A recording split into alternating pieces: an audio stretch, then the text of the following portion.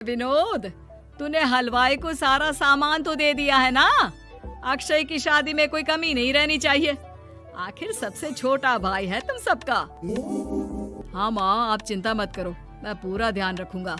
मंगल बेटा, तूने तो कहा था कि फूल का ऑर्डर दे दिया है, यहाँ तो फूल पहुँचे ही नहीं। अब क्या बहू की विदाई के बाद फूल आएंगे? माँ, मैंने अभी बात की है फूल वाले से, वो रास्ते में ही है।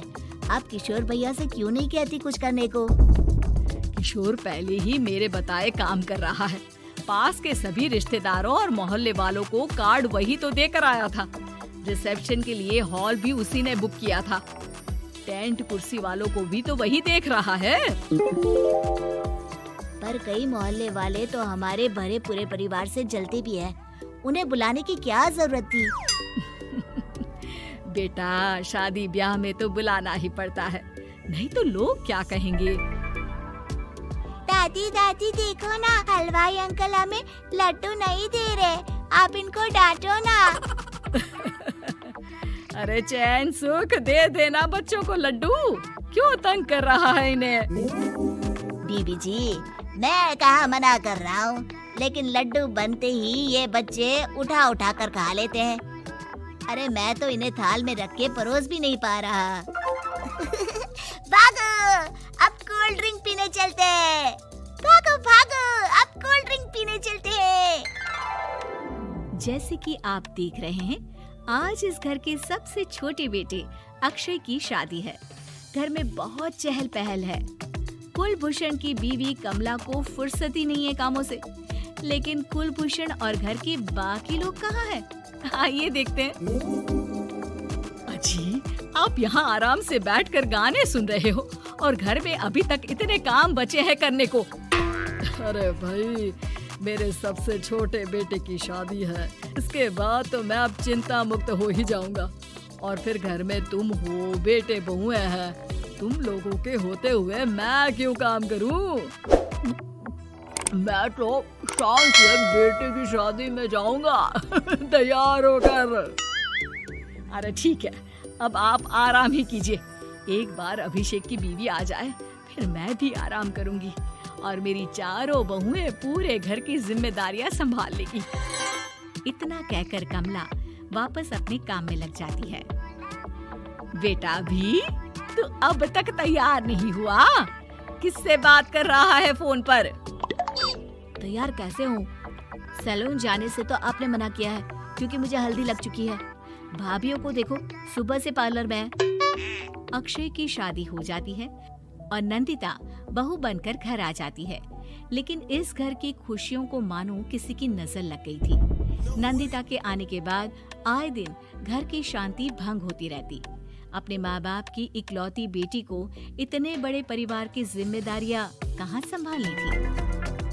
अभी देखो ना, मेरे हाथों की मेहंदी भी अभी नहीं उतरी है और तुम्हारी मम्मी ने मुझे घर के कामों में लगा दिया।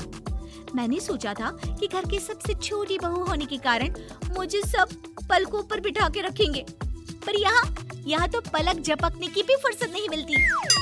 देखो नंदू, शादी के पहले ही मेरे घर वालों ने तुम्हें और तुम्हारे पेरेंट्स को बता दिया था कि मैं जॉइंट फैमिली में रहता हूँ, तो फिर अब ये शिकायत क्यों? और फिर तुमसे पहले मेरी भाभियाँ भी तो आई थी शादी करके, उन्होंने तो कभी कुछ नहीं कहा। नंदिता तब तो चुप हो जाती है, लेकिन ऐसा बहुत दिनों तक नहीं चलता।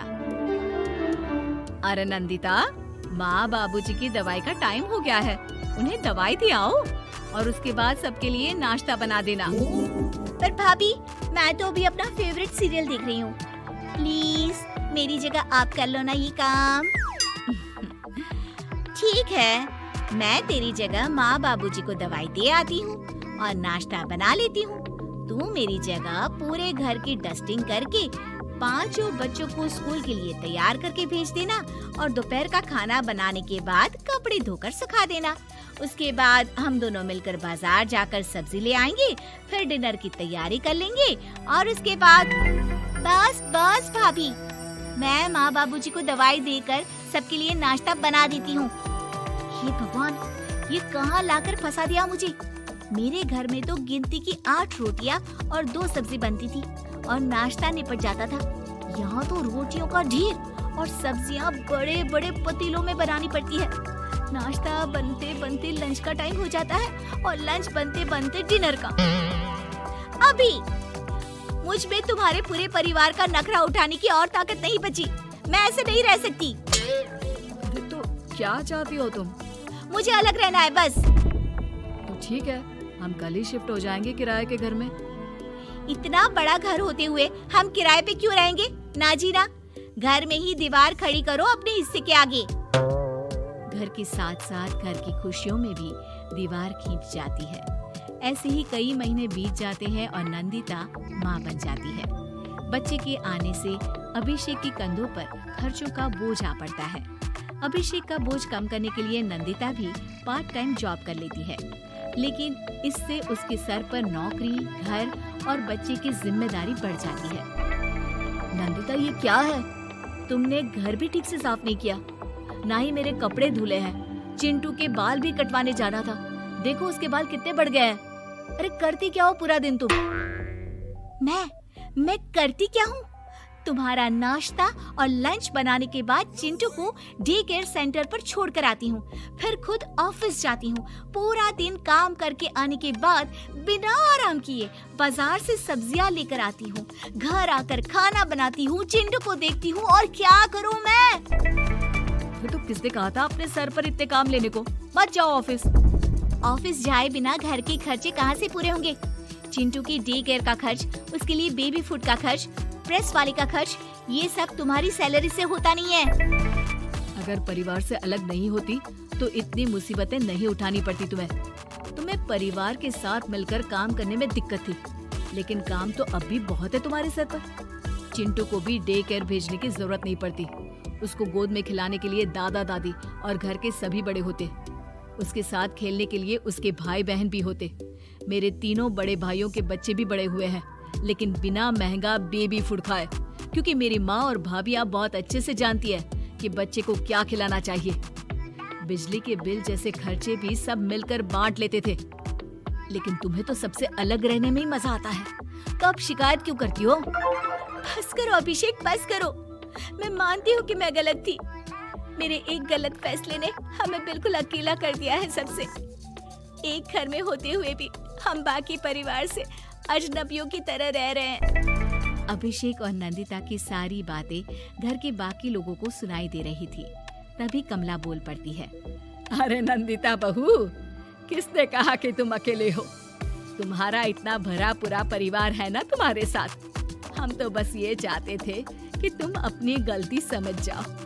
अगर हम तुम्हें समझाते तो शायद तुम ना समझती, लेकिन अपनी गलती का एहसास तुम्हें खुद हो गया है। तो अब तुम समझ चुकी हो परिवार में एक साथ रहने का मोल क्या होता है। मम्मी जी, मुझे माफ कर दीजिए, अब ऐसा दोबारा कभी नहीं होगा। अरे माफी बाद में, पहले मेरा पोता जरा मेरी गोद में तो दे, और तू जाकर सबके लिए चाय बना ला।